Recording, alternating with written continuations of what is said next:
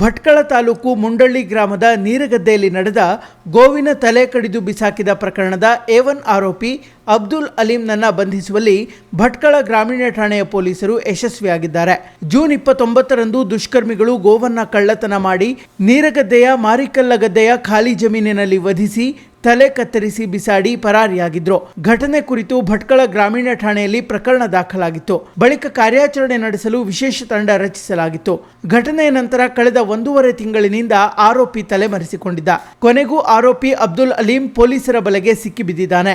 ಬೆಂಗಳೂರಿನ RT ನಗರದಲ್ಲಿ ಆತನನ್ನ ಪತ್ತೆ ಹಚ್ಚಿ ವಶಕ್ಕೆ ಪಡೆದು ಭಟ್ಕಳಕ್ಕೆ ಕರೆತಂದು ನ್ಯಾಯಾಂಗ ಬಂಧನಕ್ಕೆ ಒಪ್ಪಿಸಲಾಗಿದೆ.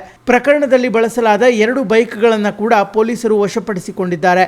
ಆರೋಪಿ ಪತ್ತೆಗೆ ASI ರಾಜೇಶ್ ಹಾಗೂ ನಾರಾಯಣ್ ಮತ್ತು ಸಿಬ್ಬಂದಿ ಶ್ರೀಪಾದ್ ಮತ್ತು ವಿನೋದ್ ಕುಮಾರ್ರನ್ನ ಒಳಗೊಂಡ ವಿಶೇಷ ತಂಡವನ್ನು ರಚಿಸಲಾಗಿತ್ತು.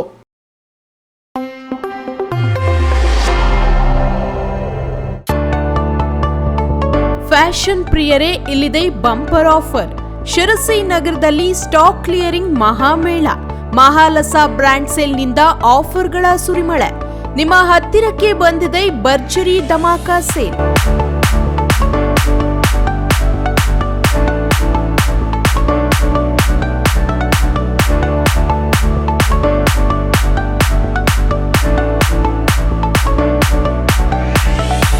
ಬ್ರಾಂಡೆಡ್ ಬಟ್ಟೆಗಳು, ಅದು ಕೆಜಿ ಲೆಕ್ಕದಲ್ಲಿ.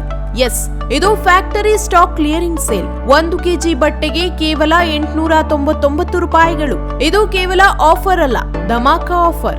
ಅಷ್ಟೇ ಅಲ್ಲ, ಮಕ್ಕಳಿಗೆ ಬೇಕಾಗುವ ಎಲ್ಲಾ ರೀತಿಯ ಉಡುಪುಗಳು ಒಂದೇ ಮಳಿಗೆಯಲ್ಲಿ. ಈ ಆಫರ್ ಕೆಲವೇ ದಿನಗಳು ಮಾತ್ರ.